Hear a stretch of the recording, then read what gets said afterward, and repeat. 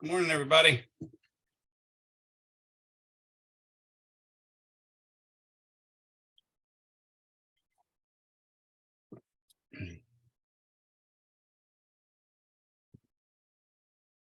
We're not supposed to start till 9 o'clock, but I went ahead and logged in just in case anybody got confused about the time or anything.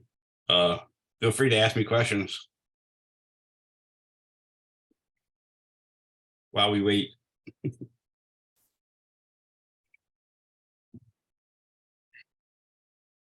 Get my iPad ready so we can do some supposed teaching.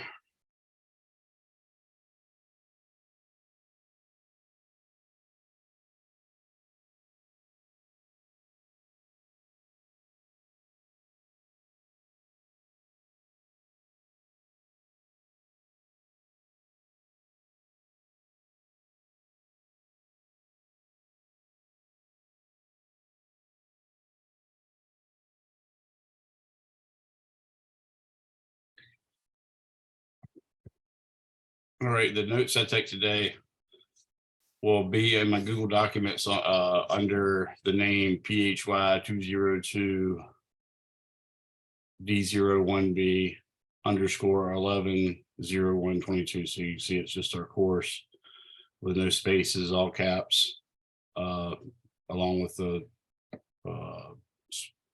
section number D01B, and then an underscore with the day's date and 2-digit month, 2-digit day, and 2-digit year. That should help. Now I've got that set up. All right, totals here.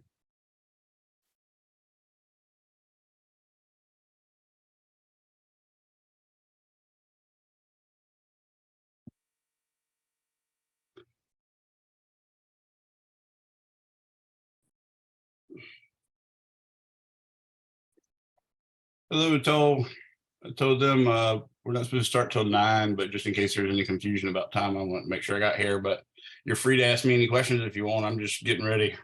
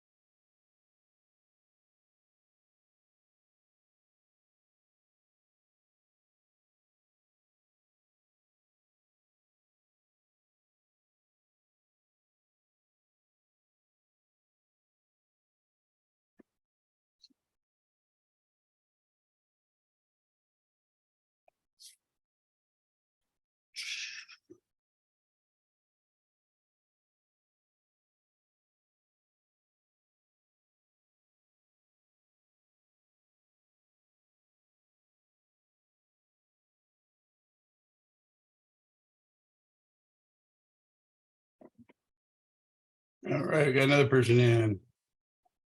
Parker's here, yay. It's like the only way for me possibly to learn names is by seeing y'all come in one by one with your picture next to you. I'm not a smart man. All right, looks like we're about time. We've got 4 of you guys, only short 2.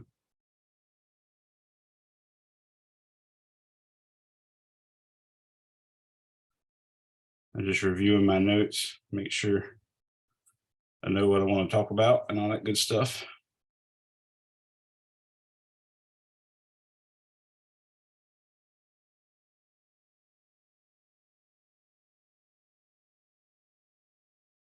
Yep, that'll about do it.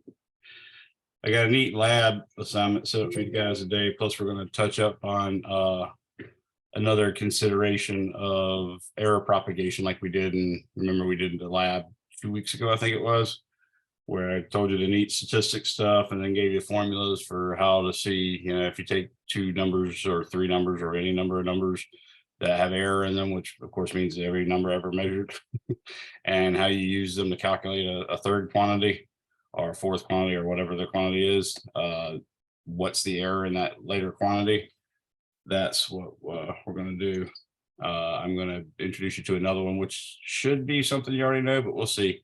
And then we're going to introduce you to a neat little lab that you can do at home. And like I said, this is not something I normally do, but in light of my recent difficulties, it's probably the best thing I can do. So hopefully that works out for you guys.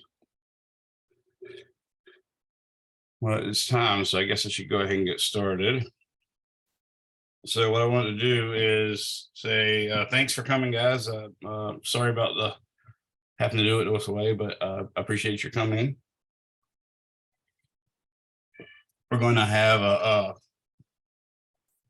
lecture basically working on some more special relativity, which we started the other day. Remember, I told you that Einstein, as a true mark of genius, not only did he hit a target that no one else could hit, he found a target that no one else knew existed.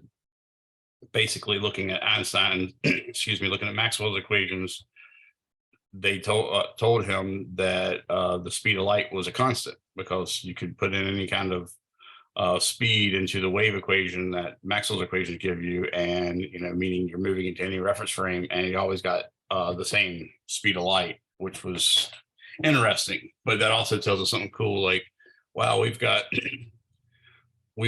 a wave equation that's already and all the Maxwell's equations that are already relativistically correct. So we didn't have to go back and say, let's rewrite electrodynamics in terms of special relativity, which is exactly what we had to do when we came up with quantum mechanics, because quantum mechanics was made up on the idea that energy is kinetic energy plus potential energy, and it used kinetic energy to be p squared over 2m.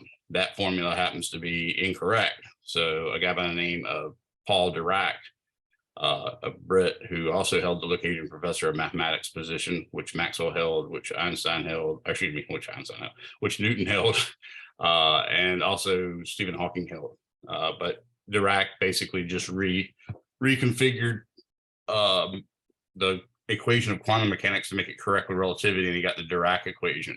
And he was so arrogant, confident, knowledgeable, not really sure exactly what word to say, that basically he made up his equation, and everybody's like, well, this really looks nice, but there's a problem. It gives us negative energies, and there's no such thing as a negative energy. And he said, no, my equation is right. Basically, the negative energy must mean there exists antimatter, matter whose, for instance, whose electrons are positively charged and whose protons are negatively charged, but more or less identical in every other way. And from that, he also predicted, of course, the existence of dark matter, the existence of antimatter, and he was right. So that's kind of an interesting side story. But Einstein does go on and present his special theory of relativity, which I told you there's 2 postulates. One, the speed of light is a constant independent of the motion of the source or the motion of the observer.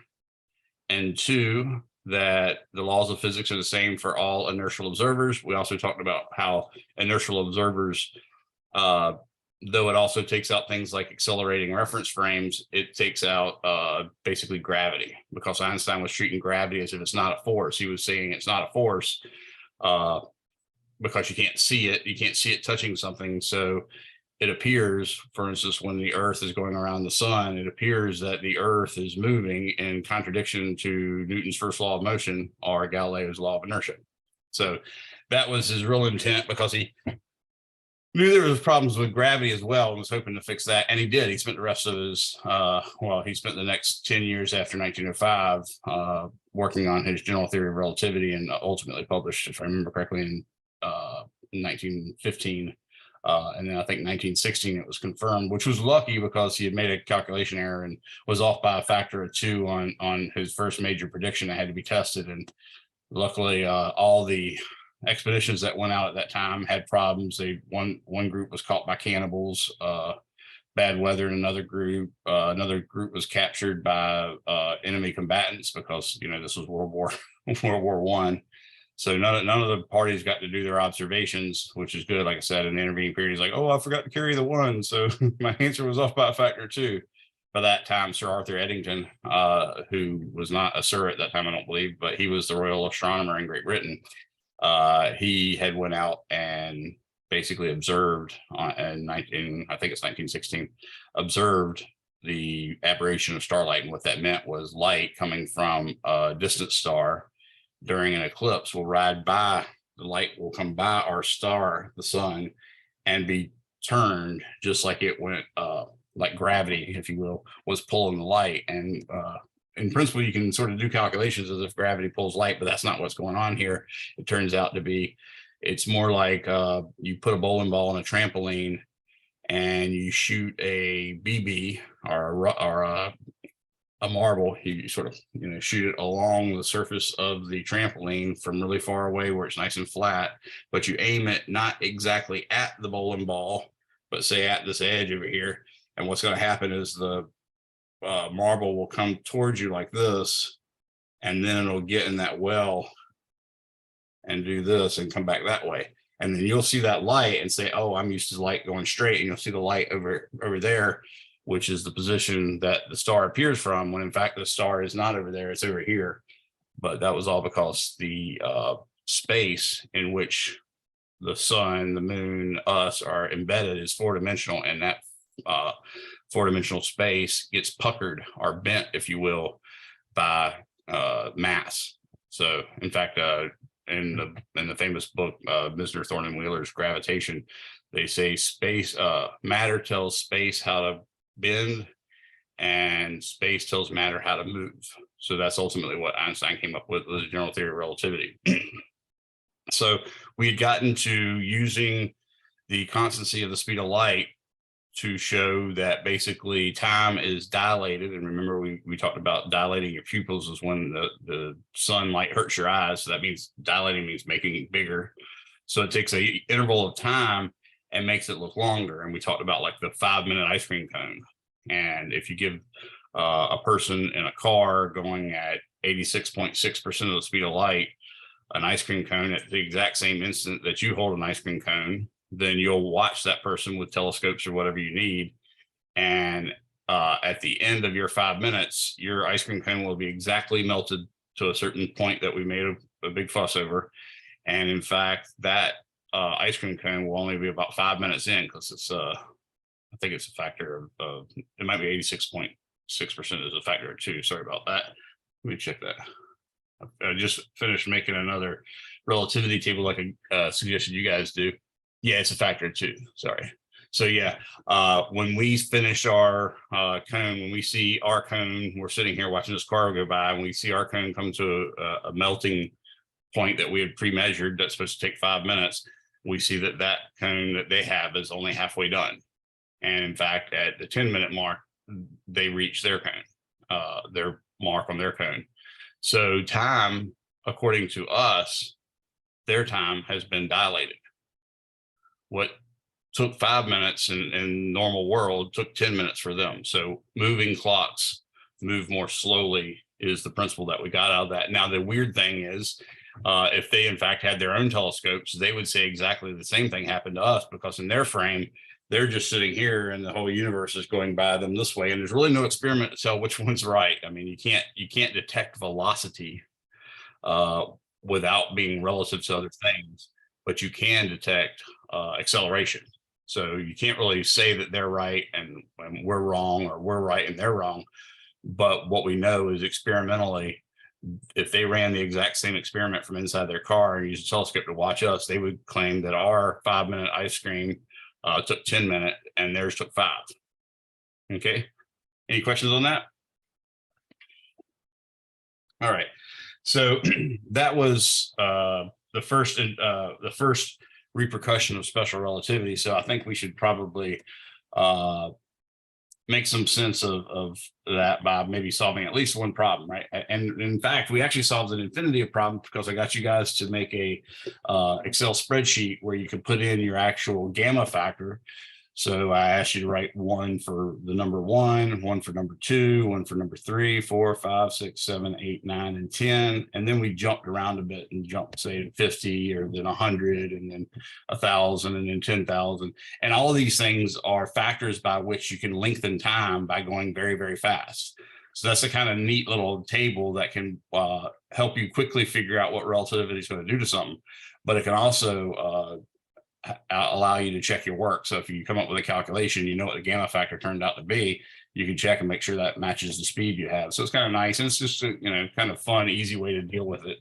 So we can see, for instance, that this special theory of relativity is correct. In fact, Einstein showed that it was correct almost immediately. For instance, we had, or I shouldn't say showed, but commented that it was correct.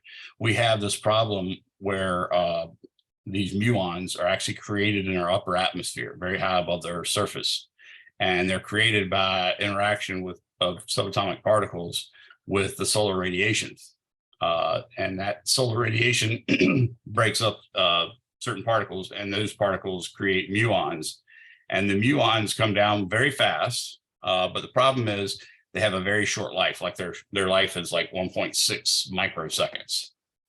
And if you multiply their lifetime, 1.6 microseconds, by the speed at which they're traveling, say half the speed of light or something, that's really not enough distance, because velocity times time is distance. That distance is too small to make it to the surface of the Earth, yet we detect them at the surface of the Earth all the time. So you can say that and say, well, what actually is going on? Well, let's just look at that. Let's say a muon. And this is probably where I want to share my screen with you guys, because I may or may not be suffering from Alzheimer's because I forget to do change my iPad over. Yes, and about 1 out of 10 times I go to connect my iPad to my Zoom, it tells me I have to download a plugin. I've done it 1,000 times, but for some reason I have to do it just about every time. Well, actually, like I said, about 1 out of 10 times. Okay, so it says, should be able to connect now, and y'all should see it soon. Yes, you do. Okay. So a muon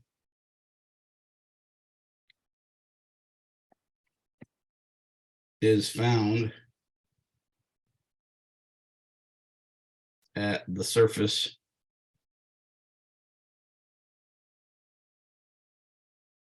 of the Earth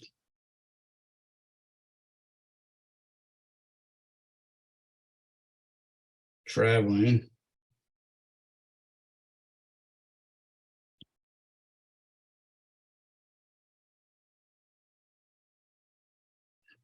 at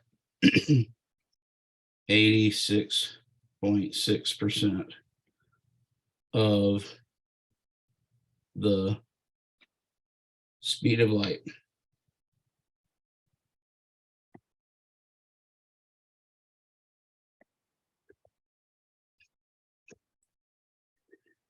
If its lifetime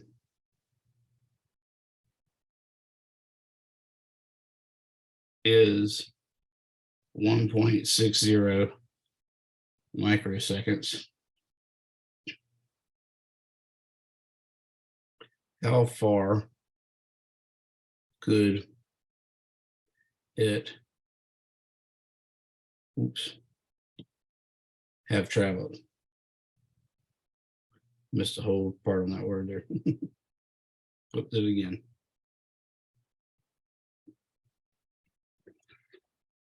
So what we know is to the muon, its clock, which is the beginning of its life and its end of its life, occurs both times at the muon. So the muon sees the clock not moving. So the muon has proper time. So delta T0, actually, solution. Delta T0 equals the muon time equals 1.60 times 10 to the negative 6 seconds. Okay.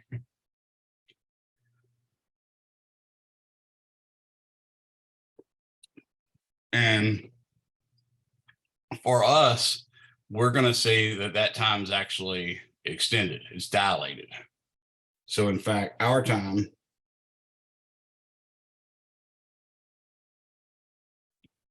delta T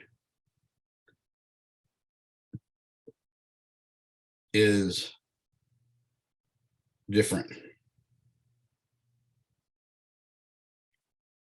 In fact, delta T is equal to delta T0 over the square root of 1 minus V over C quantity squared.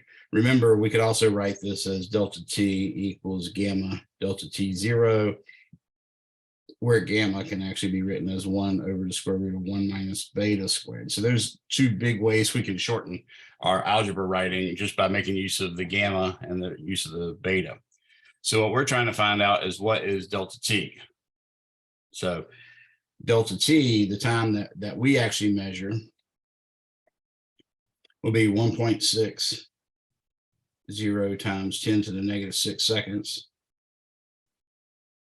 over square root 1 minus. Now, I happen to know that 86.6% of the speed of light is the square root of 3 over 2 times C. And then, of course, we got to divide all that by C, and then we got to square all that. And I think you can see what happens is the square root of 3. Well, first off, the C's cancel out. So you can see that right here. That C cancels out with that C. But the square root of 3 becomes just 3, and the 2 becomes 4. So we end up getting 1 minus 3/4, which is 1/4. And the square root of 1/4 is 1/2, and 1/2 in the denominator is 2. So it turns out to be 2. I'm just trying to avoid doing math, obviously, or avoid trying to use my calculator. It's 2 times 1.60 times 10 to the negative 3 seconds, which is, of course, 3.20.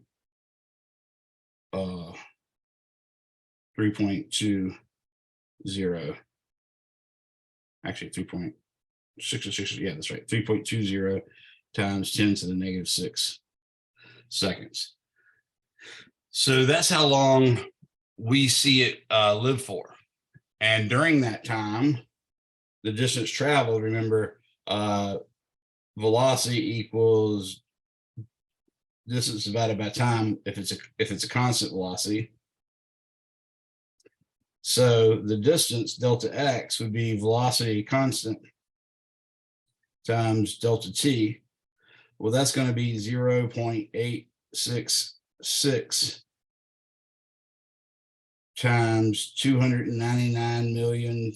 And I'm just being pedantic here, writing all these numbers, but it's also good to know 458 meters per second times 3.20 times 10 to the negative 6 seconds. So if we look at it that way, we can now see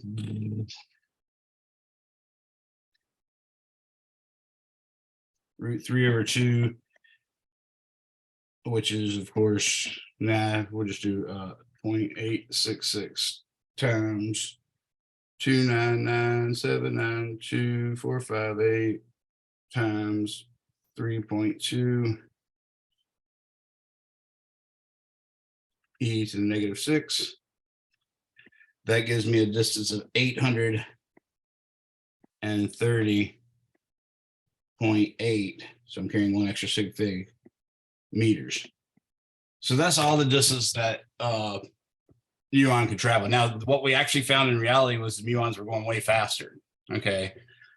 Fast enough that this calculation gave a distance that was comparable to the depth of our atmosphere. This is way smaller than the depth of our atmosphere. That's not even a mile, right? That's 830. That's about 0.83 kilometers. So it's not even a mile. And because of that, we know that wouldn't be sufficient to make it from the outer atmosphere to the surface of the earth. But like I said, I was just making up numbers so you could see the actual effect. So what we found here is, yes, the actual muon can travel a lot farther, because if it wasn't for time dilation, here's what I say, without time dilation,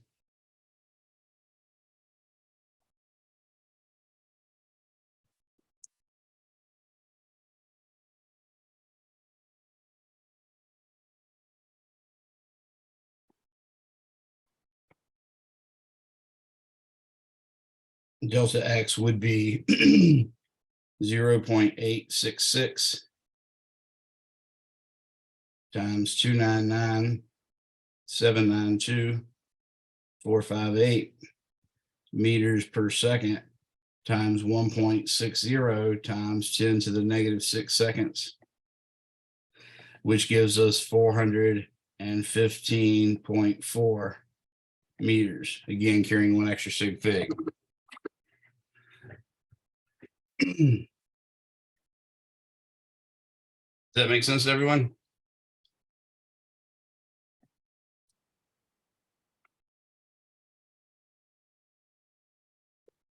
Now, remember, I've explained to you that the law of the theory of special relativity is, for starters, is the single most tested scientific hypothesis in the history of mankind. So it's the kind of structure or paradigm that if we found an experiment that contradicted it, we would be very, very, very, very suspicious, and we would look for all the possible ways that people screwed up for a good time before we go ahead and conclude that, yes, relativity is wrong. Okay. Obviously, we'd have to conclude that if other experiments done properly, and that one was done properly, it showed us that, in fact, the special theory of relativity is wrong. We'd have to. That's what makes science. We don't have dogma. We don't have things that we accept just because they worked a lot. They have to work every time. Okay. So we would actually throw that out, but it is a very, very well trusted theory. So, and again, I'm using theory in the modern version of the word theory, not in the diminutive idea where, someone would say it's just a theory. You should never put a diminutive adjective or whatever in front of the word theory nowadays, because theory is a strong thing. It's a hypothesis that's gone through the ringer. It's been tested usually hundreds of thousands of times and never once been found to be wrong. And only at that point, or maybe even further on at 10 million tests, will it become what we call a good theory. So it takes, it only takes one experiment to prove it wrong, and no number of experiments will prove it right. So it's really is a theory is a really, really strong word. That being said, then we know from what I told you that the special theory of relativity is right. And as I told you, if you were talking to the people in the car with the ice cream cone, they would say our time was dilated by the exact same amount that we said their time was dilated. So what do you think the muon says about its ability to hit the surface of the earth? Can it explain it? I mean, in its reference frame, it's sitting still and the earth is racing towards it. So can y'all think of any way it might actually make it to the surface of the earth?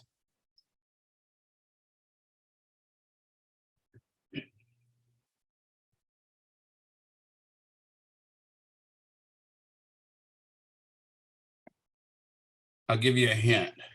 We said speed, specifically the speed of light, c, which is distance divided by time, right?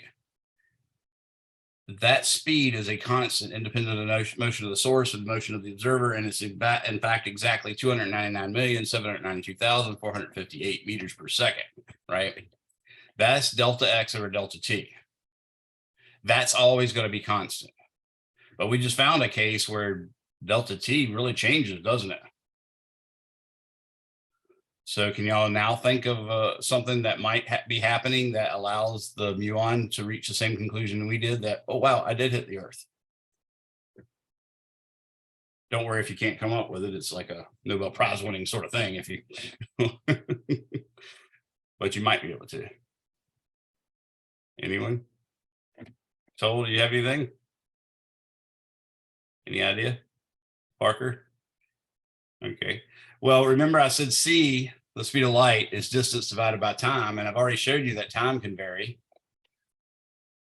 So what do you think else must have to vary? If time varies, what else must have to vary?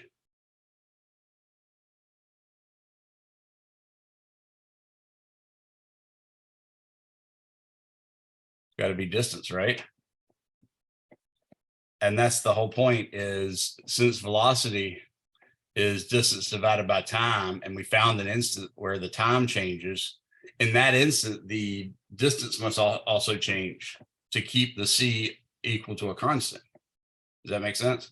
So in fact, the answer to our question is something called length contraction.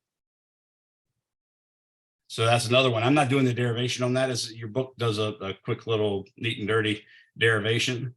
But that brings us to the next thing, which is length contraction.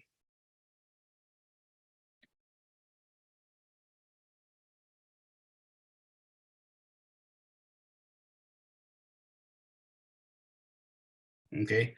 And length contraction basically says that L0 is equal to gamma times L, where L0 is the proper length, which is the length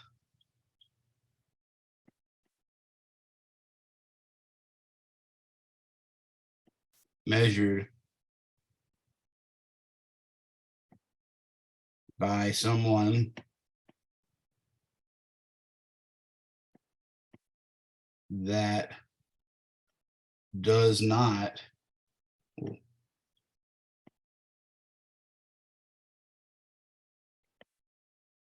see the object moving.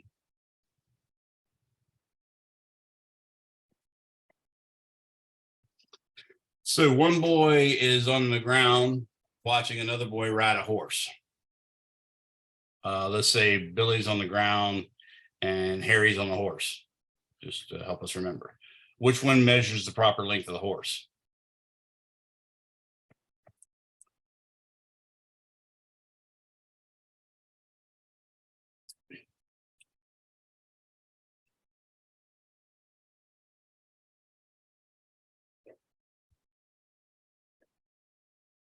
The length measured by someone that does not see the object moving. So Billy is watching Harry ride on a horse. Harry? Yes, exactly, Christian. Good job. Yeah, Harry's the one that does not see it moving. So that's what we mean by the proper length. To Harry, you know, the shoulder bones or whatever of this horse is right in front of him, and they're not moving with respect to him, other than, you know, jiggling because they have to run.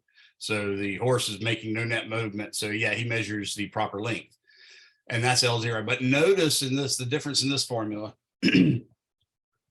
This formula has L0 by itself, and gamma is multiplied by the L, whereas the other formula had delta T is equal to, well, let's not do it that way. Let's do equal to gamma delta T 0. So you can see the effect is opposite here. Moving objects shrink in this case. That's why they call it contraction. It's shrinkage. So with that in mind, we can say, all right, well, what length did or actually, let's go ahead and word it as a problem. The previous muon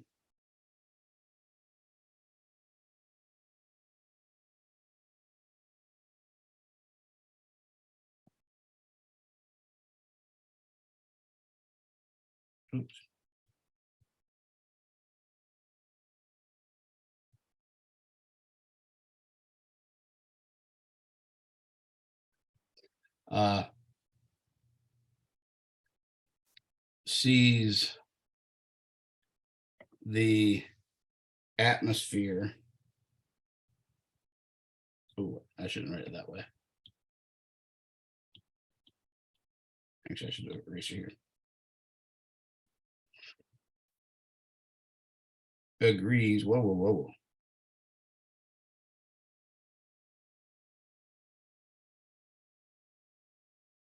That it makes it.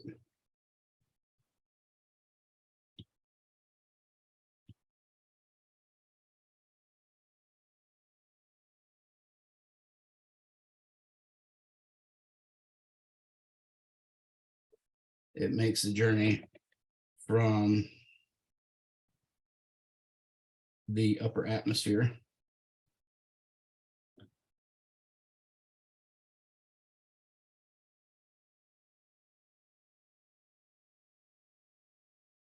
to the Earth's surface.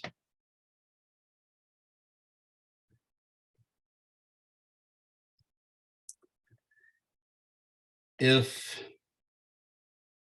the atmosphere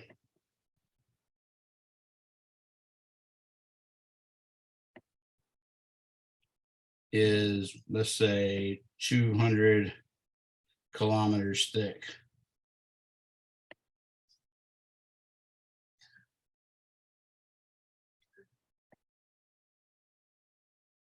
how thick does the muon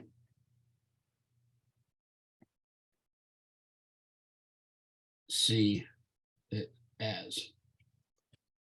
And there's probably some horrible grammar in there. I'm making up sentences and structures all on the fly, so I apologize for any horribleness there. So what we're saying is, remember, from a standpoint of what's proper and what's not, is the muon, or is the Earth measuring the proper length or thickness of the atmosphere?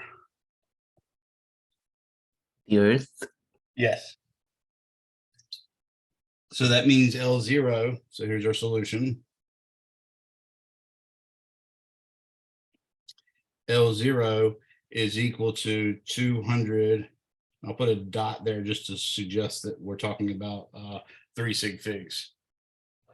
And what we want to know is what the muon thinks the length is. So we're trying to find L equals question mark. We already know gamma is equal to 1 over the square root of 1 minus 0.866 squared, right? Which is in fact equal to 2. So we can say that 200 kilometers is equal to gamma times L, which means L should equal 200 kilometers over gamma. But we found already that gamma is 2, so it's going to be 200 kilometers divided by 2 equals 100 kilometers. So at that speed, it's obvious that the muon sees the Earth's atmosphere Lorentz contracted or length contracted by a factor of 2. And though I said that 86.6% of the speed of light was not fast enough to really justify the muon making it there, I just made that number up just to make it easy, because the 86.6% of the speed of light is just a really convenient number. It just gives us a really good gamma factor. So here's a good rule, if you will, to remember.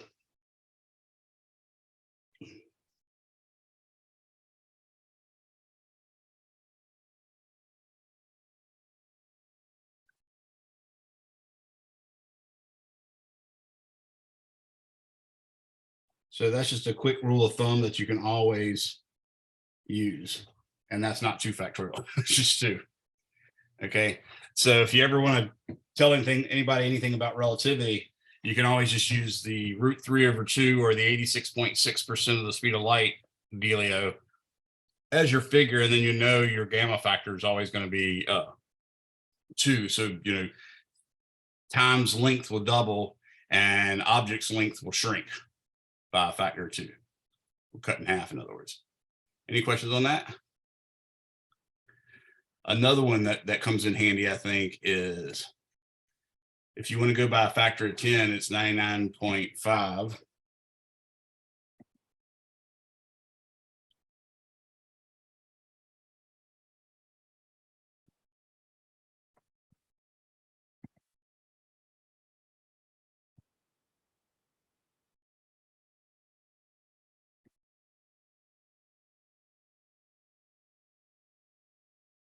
Beta equals, if I look up to 100, it's 99995.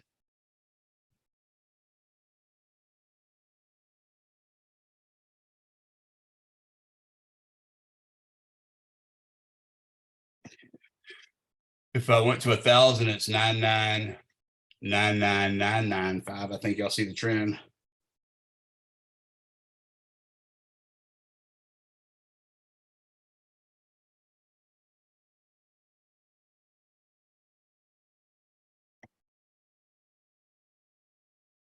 So those are some really nice, easy results to make use of. Basically, for every factor of 100, or excuse me, every factor of 10, you're going to have 2 9s and a 5 on the end. So if you're doing, for instance, if you want gamma equals 10, you need 2 9s and a 5. If you want gamma equals 100, you need 4 9s and a 5. If you want gamma equals 1,000, you want 3 9s and a 5. You want gamma equals 10,000, you're going to need, what's that? 4 8 9s and a 5. So that's the pattern. Any questions on that? That's just kind of a neat sidebar that helps you quickly do calculations.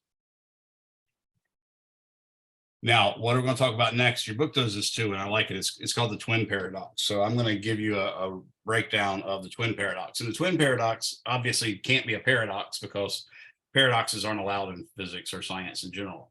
Now, what a paradox is this isn't like I don't want y'all having like an Alanis Morissette idea of irony. So I want to give you a real definition of a paradox. A paradox is a time or a thought process that leads you to 2 mutually contradictory answers using 2 equally valid ways of reaching that answer. Okay. It's sort of like saying, okay, 2 times 2 is 4. I got that via multiplication, but I can do 2 plus 2. And if I got 5, that would be a paradox because 2 plus 2 is the same thing as 2 times 2. And it therefore should be 4. Both of those methods were valid, but if the answer came up to 5, that would be a paradox. So that's an example. So when we say paradoxes, these are ideas that people either thought of to try to shut down relativity and say it wasn't real, or people just did as thought experiments to better understand. So let's talk about the twin paradox.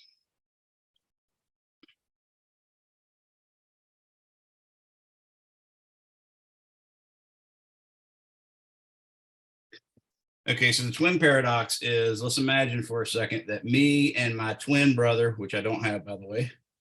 I don't have a twin brother. I have a brother, but not a twin brother, are both on planet Earth. Okay. And since we're twins, we're of course the same age. This is Billy. And this is Brian. Okay.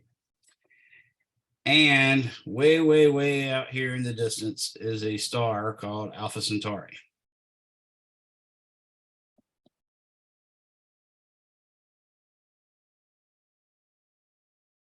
It's actually a binary Alpha and Beta Centauri that are about 4 light years away. Now, a light year is the distance light travels in 1 year. So if you took, for instance, the speed of light, which is 299,792,458 meters per second, and multiplied it by the number of seconds in a year, which happens to be, here's a neat another rule.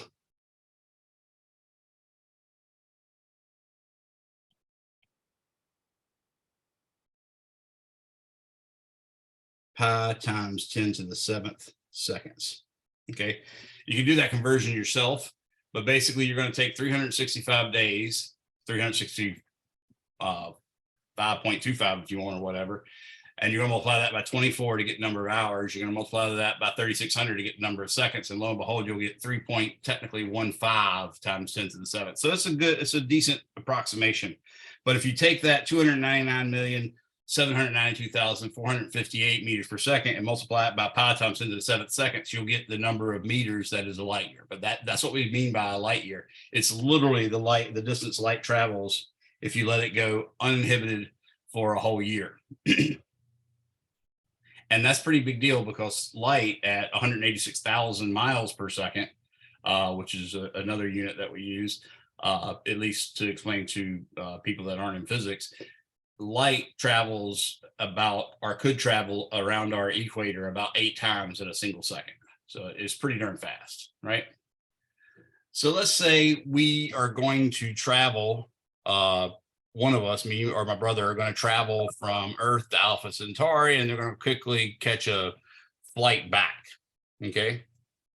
So first thing I'm going to say is, here's my little spaceship, and it's moving at 0.866 C. Okay. And I'm going to be teleported to that spaceship.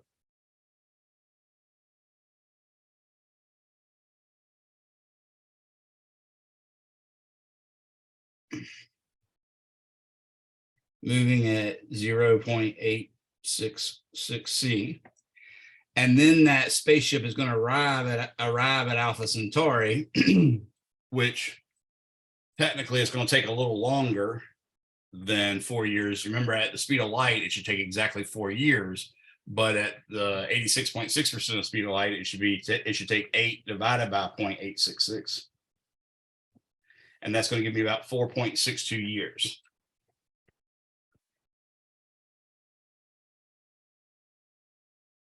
Okay, at that point, I'm going to catch a ride with this other spaceship going the other way at the same speed.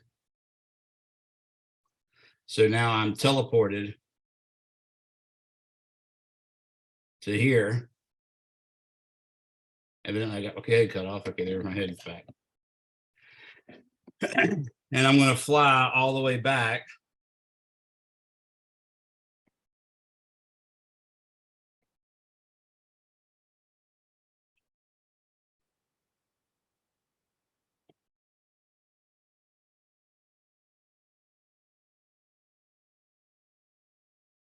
and teleport down to Earth. This, of course, will be what, 9.24 years.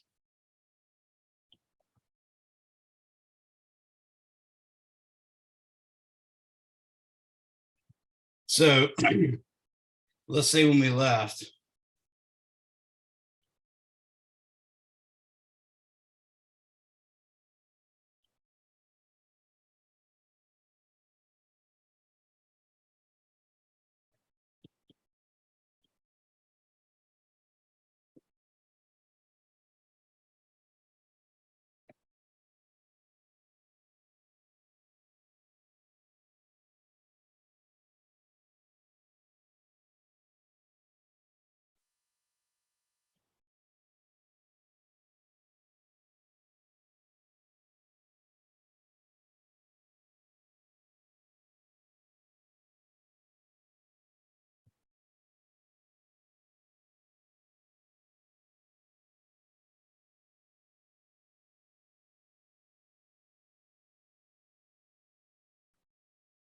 okay, those are twins.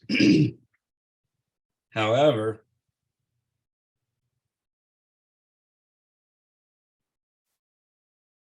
when Billy gets back,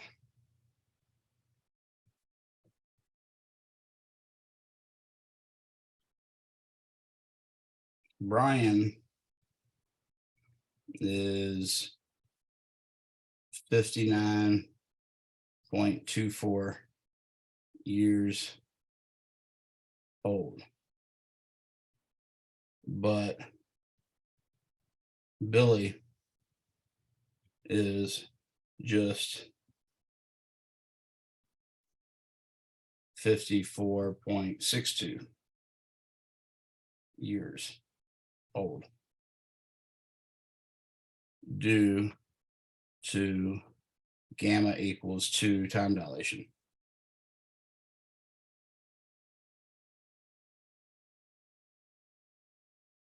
Okay.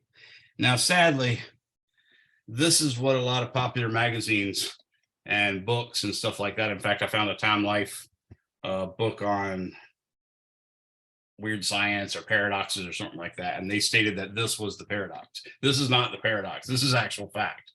Okay, they think it's a paradox that two twins now have different age. No, that's just what's going to happen. No ifs, ands, or buts about it. So, what is a twin paradox? Well, the twin paradox is when my brother tries to claim, wait a second, motion is relative. According to my reference frame, I watched you sit perfectly still while Earth took off to the left, as did Alpha Centauri, and it traveled for 4.62 light years. And then you quickly jumped from the ship that was hovering directly over Earth to another ship that was hovering directly over where Earth was.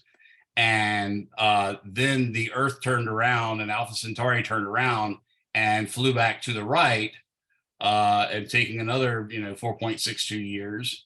And because this was all done in 9.24 years at a speed of 86.6% of the speed of light, I am in fact, my brother's saying this, I am in fact 54.62 years old, and you, Billy, are 59.24 years old.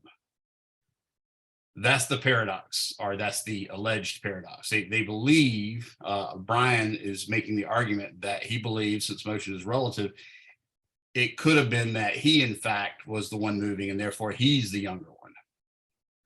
And it appears that he's made arguments consistent with relativity, but in fact, he hasn't. Can anybody see? Can anybody tell or do an experiment to tell which one actually moved? Can anybody think of some experiment that might help them?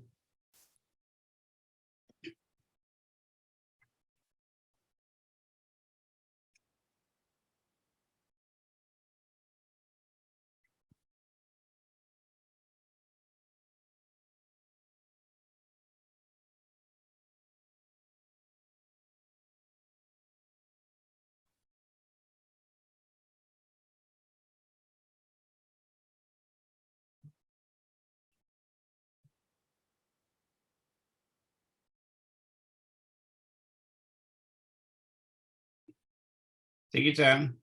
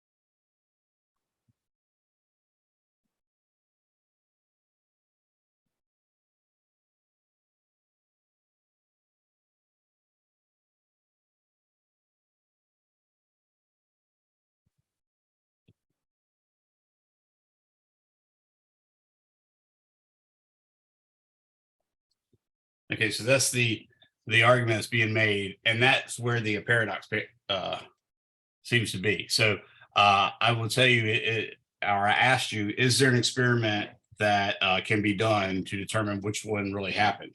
So let's say solution. An experiment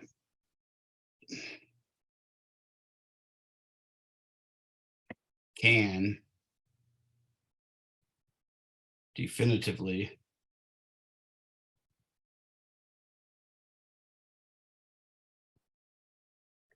show which motion occurred.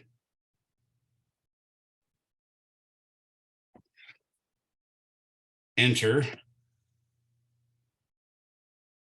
fuzzy dice.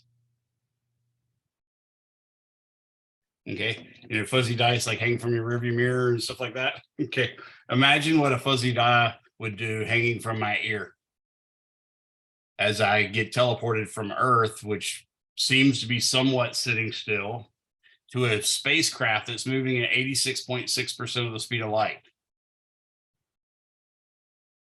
Okay, what's going to happen when I land on that spaceship? Are my fuzzy dice going to move?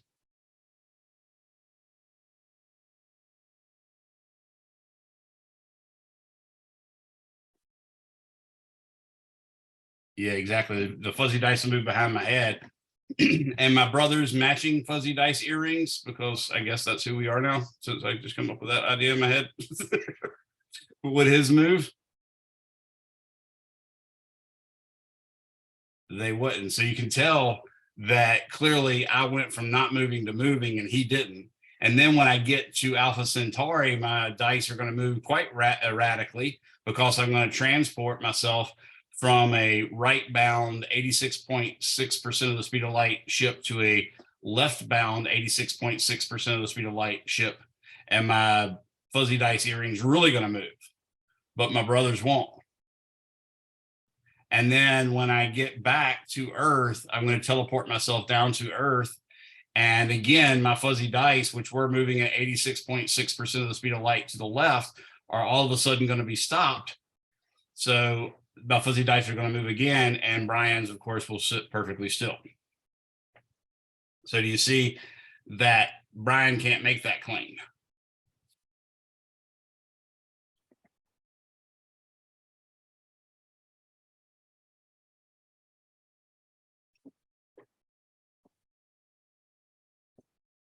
Any questions on that?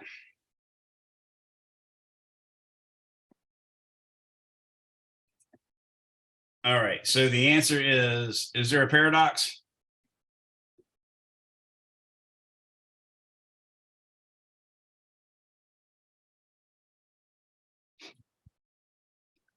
I didn't feel like writing out all that stuff I just said, so hopefully that's sufficient. And of course, this video will be posted on my YouTube channel as well, so we'll see that. Now, there's another paradox that we haven't discussed, and I like it.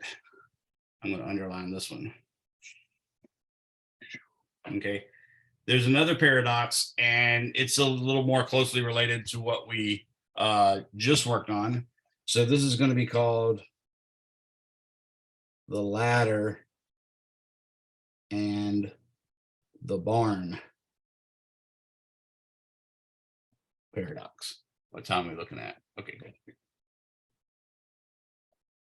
Again, I call these things paradoxes, but we really should remind ourselves that paradoxes can't exist in a true science or a well understood science, because any paradoxes would obviously be anti-logical, and science has to be consistent with the evidence, and that's an experiment that gives two different results. So you have to make a special class for it or something like that, and there's two contradictory results. Whereas, like, quantum mechanics makes all sorts of weird predictions where you get a bunch of different results, but it says so in exact probabilities and stuff, so that doesn't violate it. So with the ladder and the barn paradox, I always make it into a story. So not unlike what I did with my brother. So the ladder and the barn paradox, let's kill this for a second. So I like to think of the ladder and the barn paradox as a father and son thing. I know when people often go to college, as when I went to college, uh, I was learning so much stuff. And not only that, because I was a deadbeat loser student in high school, I didn't learn much while I was there. And I was never really excited about what I did learn until my senior year of high school. At that time, I really got interested. In fact, an instructor showed me that 0.999 carries on for infinity. You can actually rationalize that by calling it x, multiplying it by 10, and then adding it to itself. So x plus 10x, or excuse me, subtracting it from itself, 10x minus x gives you 9x, and 9.99999 forever minus 0.9999 forever gives you 9. So you see that, in fact, x is equal to 1.0, right? That was a proof that basically gives you the fact that 0.999 forever can be rationalized as the number 1. And I was like, bull, that's the stupidest thing I ever heard. I mean, it's very, very close, but it's not 1. At that point, things began to click, and I got more curious, mostly because I just didn't listen before. I had a lot of really good teachers, I know. It's just I was not a good student who was interested in stuff other than riding my bike and hanging out with girls. That was my life. So my senior year comes along, and I do get interested and I do get curious. So when you go to college like that, you learn new things, and it's usually related to the major that you want or something like that. So you're sort of excited about those things, and you come home and you're telling your parents all this cool stuff. And sometimes you get a little cocky and say, well, you didn't go to college, or you went to college so long ago, you didn't know anything. So I frame my story of the ladder and the barn paradox accordingly. So what I imagine is a father and his son. The father's a farmer. He sends his son to NC State. Obviously, the son's probably going to go for agriculture because NC State has one of the premier agricultural programs in the world. And the son goes away. He's taking physics and calculus and all sorts of good stuff. And he comes home for, say, spring break or something. And as he pulls into the long, farmhouse driveway that's, dirt for a half a mile or something, he rides by and he sees the ladder sitting outside of the barn. And he's like, Dad, can't believe this, right? So he walks in, says hi to his parents. They have a good time. They're laughing and joking, and they're eating dinner. And then all of a sudden, when dinner's over, they're just sitting around the table talking about stuff. And he says, Dad, why haven't you put that ladder up yet? He said, what do you mean? He said, that ladder, it was leaning against the barn when I left, and it's still leaning against the barn. Why would you just put that in there? And the father says, son, I don't know what you've been learning there at the NC State, but it ain't right, because you can't fit a 20-foot ladder in a 10-foot barn. The son says, God, Dad, didn't you ever have a science class? Of course you can fit a 20-foot ladder in a 10-foot barn. And the father scratches his head a little bit. So, all right, well, let's do that. Why don't you go ahead and just show me how you're going to do that? So the boy goes out and he says, all right, Dad, here's what I'm going to do. I'm going to get running with this ladder really, really fast. I'm going to run at 86.6% of the speed of light. And that's going to make the ladder from a 20-foot ladder into a 10-foot ladder, because something called length contraction. And when I get in the barn, I want you to slam the door behind me, and then we'll leave it all be. And we'll have actually put the ladder in the barn, just for a second, but still, we got it in the barn. And the father's sitting there laughing and saying, okay, yeah, sure, we'll do that. So the boy unwisely picks up the ladder and, puts on his rocket shoes or whatever, starts running towards the barn at 86.6% of the speed of light. And what he quickly realizes is, oh, crap, that barn just got a bit narrower. And so what he sees is the front edge of his 20-foot long ladder, which is still 20 foot because he's not moving with respect to it, hits the back edge of the barn, blows through it. Then the boy blows through a hole like Wile E. Coyote going through a rock face, and then back in comes around 10 foot behind him and gets lined up with the front of the door. And his dad dumbly closes the door. He's like, what the crap is going on here? And he falls out, he's knocked out. He's got splinters in his head and everything else. And the dad's just laughing. So at the end of the day, does the ladder fit in the barn or does it not? And it's nice because it seems like a paradox, because in the father's frame, it did fit. That's why the father, which seemingly dumbly closed the door when the back edge got to there. So that's supposedly the paradox. Everybody sort of understand what's going on there now? So here's what happened in the two frames. So if we go to explain it, I'm going to turn on my screen share again.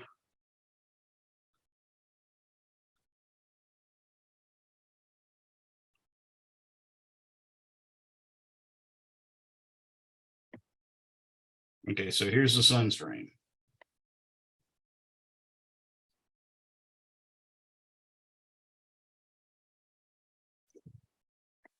So in the sun's frame,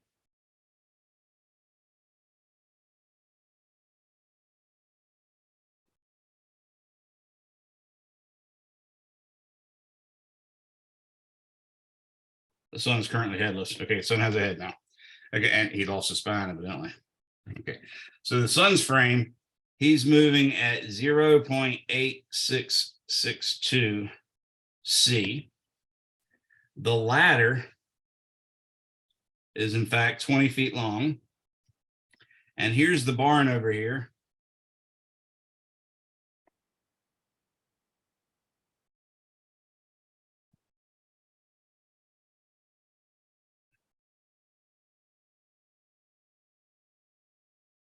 And the ladder is in fact, or excuse me, the barn is now in fact 5 feet long, because L0 is equal to gamma L. And of course, L is 10 feet. Excuse me. Yes, excuse me. L0 is 10 feet. Gamma is 2. So L is 5 feet. Okay. So what the boy sees happen is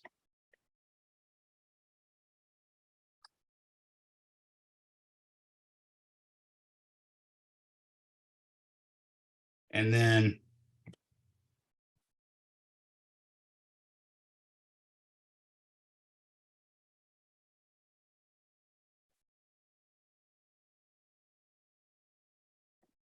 that's at 3 different times, and dad slams the door. So I've tried to show 3 different times there. So, or actually 4 different times. First off, the boy's running. He sees the barn at the distance at 5 foot wide, and the ladder is 20 feet wide.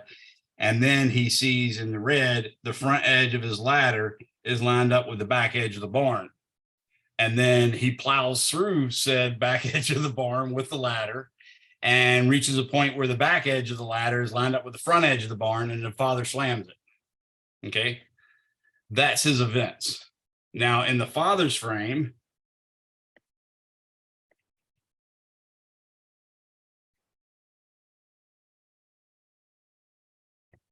this is what's seen. So he sees the son running. He's probably a little proud that he can run that fast with the ladder.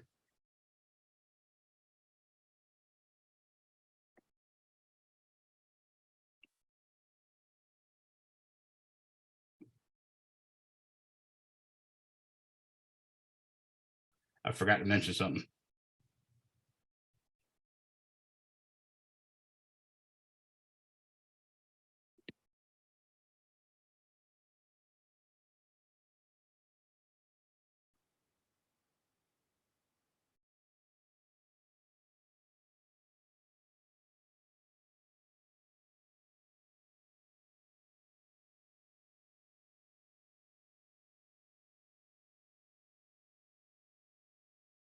Okay, so I shouldn't really put that velocity there, because in the frame of the boy, he's not moving, right?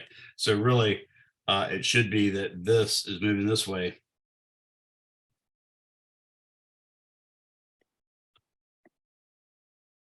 So I'll get rid of that. Okay. All right, now in the father's frame, the boy, of course, is moving, and the barn is sitting perfectly still. And in fact, the ladder has now shrunk to 10 feet. And in fact, the barn is now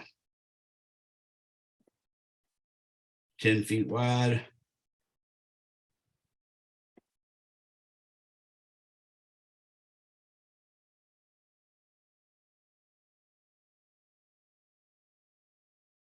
Okay. And what he sees is all at one time,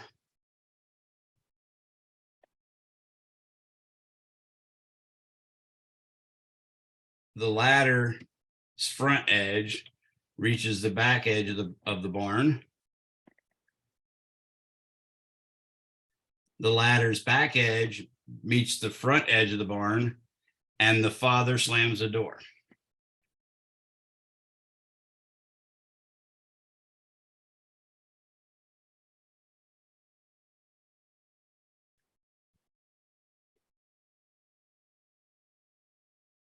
So in the father's frame, these events are all simultaneous. The front edge of the ladder, event 1, the back edge of the ladder, event 2, and slamming the door, event 3, all happened at the exact same time. Whereas in the son's frame, they happened at separate times. So what saves us here is something you could probably guess, even though you weren't necessarily given the tools. You did find that time was dilated and that length is contracted. But if time is dilated, there's probably a time when simultaneity is not really the same. And in fact, that is the answer. So there's, let's do red. No paradox.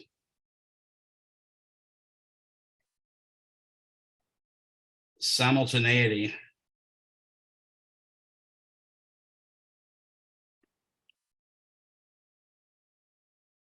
is relative.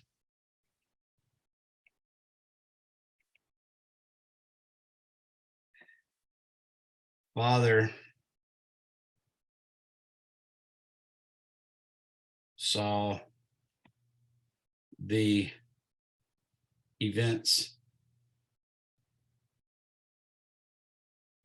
1, 2, 3 as simultaneous.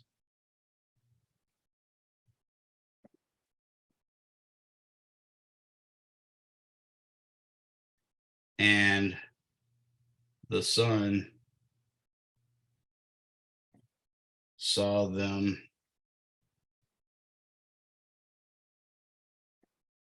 as one,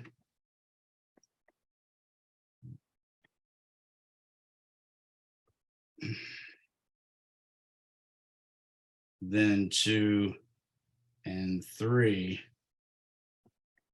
were simultaneous. So it actually doesn't mean anything when someone says, well, at the end of the day, did the ladder fit in the barn or not? There's no end of the day, right? There's an end of the day that corresponds to the father's, in which case the answer is yes. And then there's the end of the day, which corresponds to the son, in which case the events 2 and 3 happened long after event 1, and therefore they weren't simultaneous. So both answers are right. And that's how the ladder in the barn paradox is not a paradox. Anybody have any questions on that? All right, so we've got yet another term, another thing about relativity. We now have time dilation, we have length contraction, and now we also know that events that are simultaneous in one reference frame are not necessarily simultaneous in another.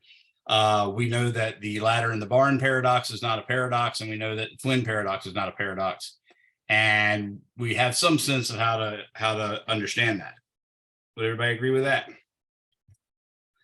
So you might wonder about some other terms. Does relativity affect other things? Well, yes, it does. In fact, let me give you a list of some of the things that it changes. So one thing that it changes, and I'm not trying to make any derivations. If you want derivations, you can see them on my YouTube channel. Remember, my YouTube channel is, let's say W W dot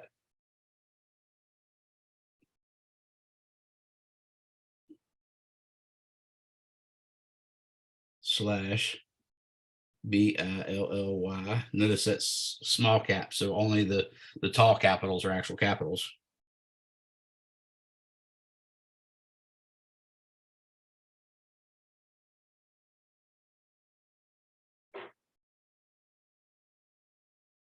So that's my YouTube channel. So if you go there, you can actually see some of the derivations of these kind of formulas. But the main thing is one thing that changes is the addition of velocities formula. For instance, in Galilean relativity, oops.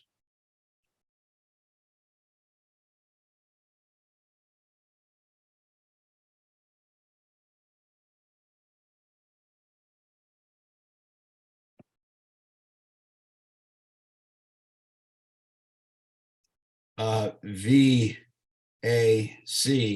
was equal to the velocity of A as seen by B plus the velocity of B as seen by C. That's a kind of nice, neat little rule that I like to use. So for instance, if I throw a baseball and I'm standing on the back of a Mack truck flatbed, okay, and you want to know the velocity of the baseball A as seen by somebody on the ground C, then you take the velocity of the baseball as seen from the truck B and add that to the velocity of the truck B as seen by someone on the ground C. That's what that says. But in special relativity,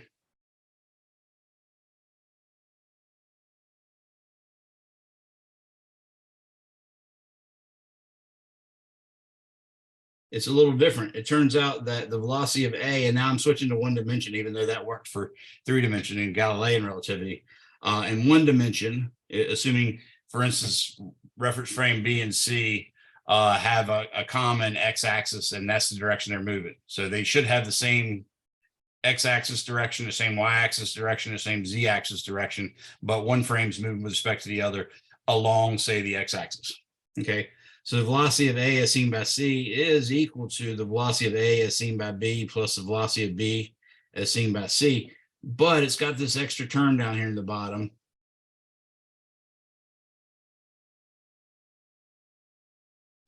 As you can tell, when you're dealing with small velocities that are small compared to the speed of light, that term in the bottom is just 1 plus 0. So it results in basically the exact same equation as Galilean relativity. I mean, it's obviously different, maybe in the 18th decimal place or something, but the main thing is it reduces back to that. So that's actually the addition of velocities formula.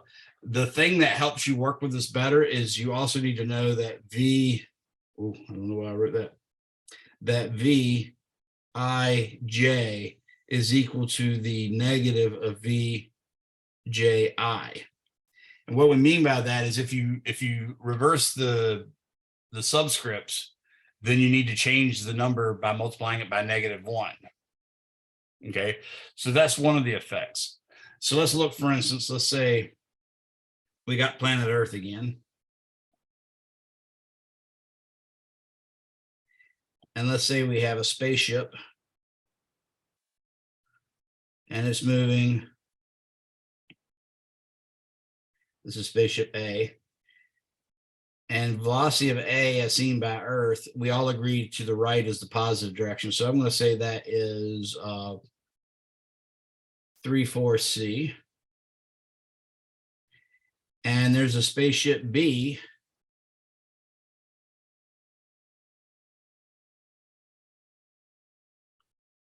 And that's moving at VB Earth is equal to negative 7/8 C.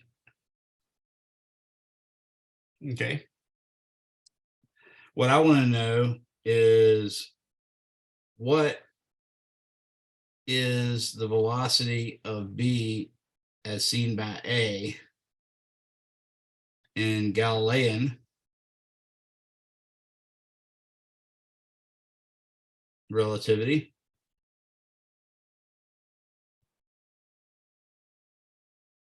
And B what is it in special relativity?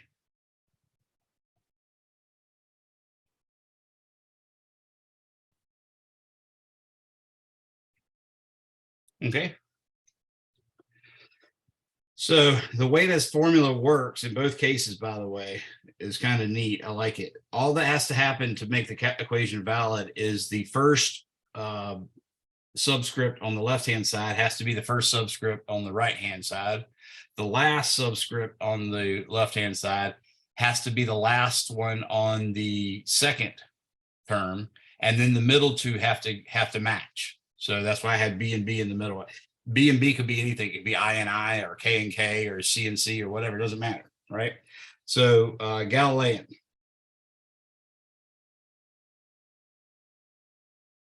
Galileo got his eye promoted. So the velocity of B as seen by A, according to Galilean relativity, is the velocity of B as seen by E plus the velocity of E as seen by A. Now, we have VAE, we don't have VEA, but that rule I told you about comes into play, and I'm going to say VBE minus VAE.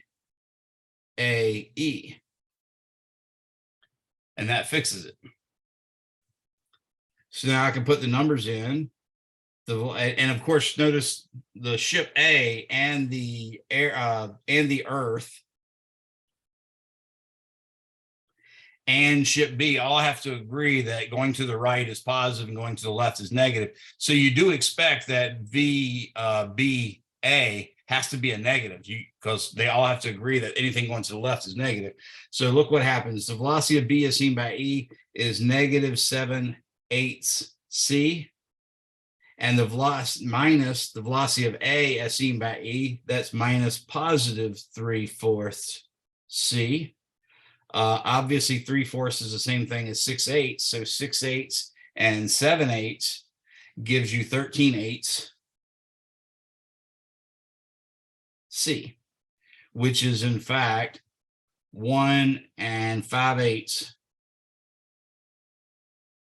times the speed of light. Now, the speed of light is the ultimate speed limit. Okay, so nothing's supposed to go faster than c, and the only thing that can go to the speed of light is something with zero mass. That's how we interpret relativity. Obviously, if you've seen Star Trek, you've heard of tachyons and stuff like that, and they're things that are supposed to be superluminal things that travel at faster than the speed of light. Those are things that would ideally have like a negative mass. But they're just theoretical constructs that we don't believe necessarily exist, but could. So here's what special relativity says.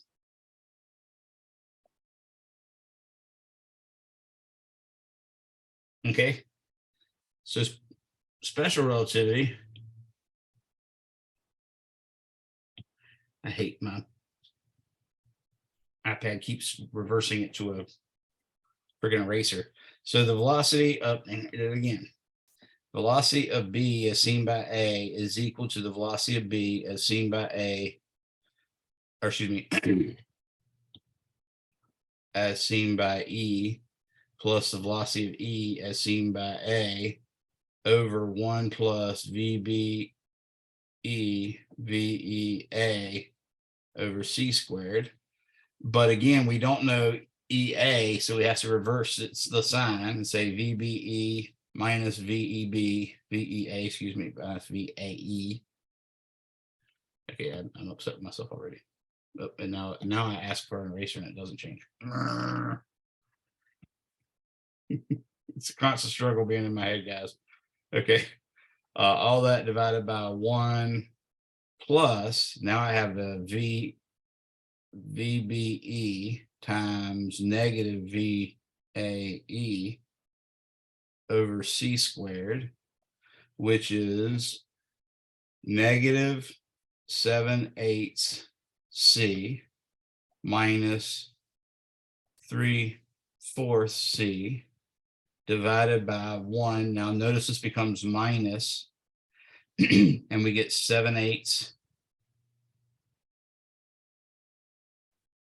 and 3/4 c squared over c squared. So you can see those cancel out.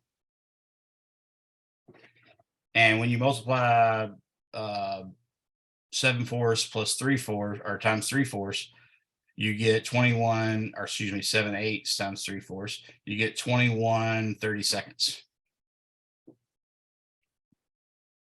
Oops, switch to red. So on the top, we're still going to get negative 13/8 C, but on the bottom, we're going to get 1 plus 21 30-seconds.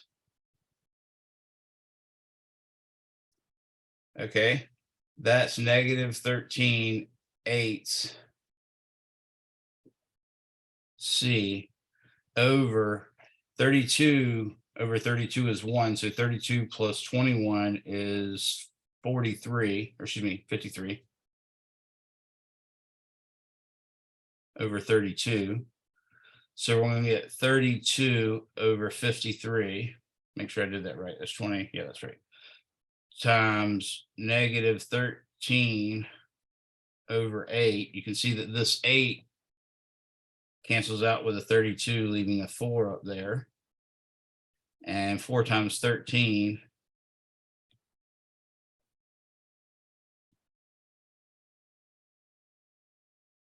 4 times 13 would be 40 plus 50, plus 12, that's 52.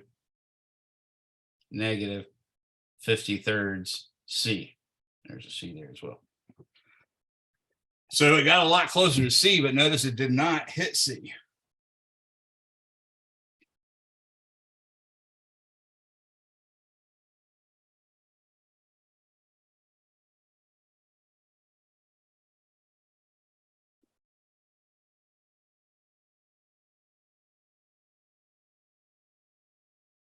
Okay.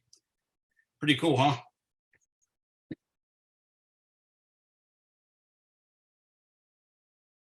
Now, what you guys can do for just a trial, you can make an extra credit if you want. You can now assume spacecraft B shoots a photon torpedo. So you'd say the velocity of the photon. So here, I'll write it this way. Extra credit.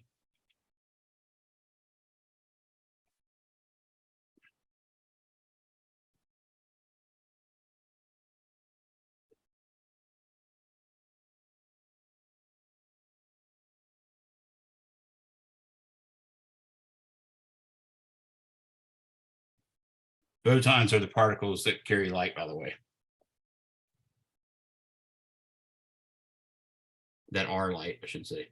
Torpedo at ship A, so that the velocity of the photon as seen by B is equal to negative C, because everybody agrees anything going to the left is negative, right? So that's the velocity of photon as seen by B. What is the velocity? I won't say this is part A. What is the velocity of the photon as seen by A? And part B, what is the velocity of the photon as seen by Earth? So you can do that for extra credit. I'll try to remember to make a little link. If I don't make a link, just remind me, but I'll make a little link, and that'll count basically as a homework assignment that you can replace. Any questions on that one?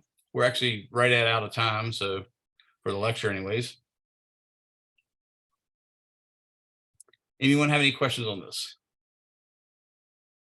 So I've only added one more relativistic equation. I'm going to go ahead and do a couple more next time. And I might even do a little bit covering stuff in lab, just maybe to finish off some of the equations of relativity, give you some examples or something like that. I'm not really decided. So what I want you guys to do is you can go ahead and close this down, and let's shoot for 10:45. that we'll go back on the other Zoom link at 10:45, and we'll start our lab. It's actually going to be a little shorter than normal, so don't worry, you're not going to have to take that much time. And like I said, I may or may not cover some more relativity. I might just do the lab. I'm not sure, but I'll wait for the last person to leave.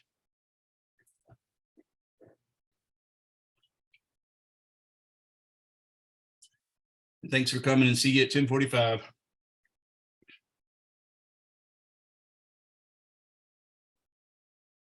Hey, Professor, I wanted to ask you about, did you see my email about the lab from the other time before the midterm? I don't think I did.